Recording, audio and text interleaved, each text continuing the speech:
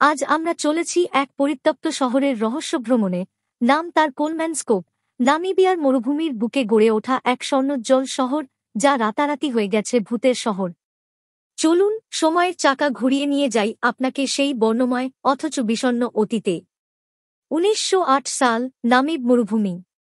এক রেলকর্মী আবিষ্কার করে হীরকখণ্ড।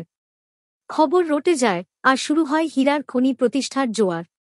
কোলম্যানস্কোপ হয়ে ওঠে জার্মান উপনিবেশের সবচেয়ে বিলাসবহুল শহর, theatre, ice factory, swimming pool, এমনকি এক্স-রে যন্ত্র। কিন্তু প্রতিটি উত্থানের এক পতন আছে। ১৯৫০-এর দশকে হীরার মজুদ ফুরিয়ে যায়।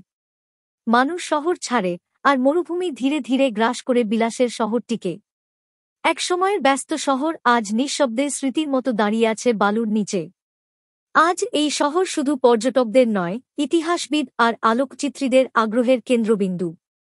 ধুলোমাখা জানালা, নুয়ে পড়া দেয়াল আর ভেসে বেড়ানো বালুরাশি, সবকিছু যেন বলে যায় হারিয়ে যাওয়ার এক করুণ উপাখ্যান। কোলম্যানস্কোপ আমাদের শেখায়, অর্থ, প্রযুক্তি আর সভ্যতা ক্ষণস্থায়ী হতে পারে, কিন্তু সময়ের ছাপে মিশে থাকা স্মৃতিই চিরস্থায়ী। ভিডিওটি ভালো লাগলে লাইক দিন, সাবস্ক্রাইব করুন এবং কমেন্টে জানিয়ে দিন আপনি পরবর্তী কোন রহস্যময় স্থান দেখতে চান।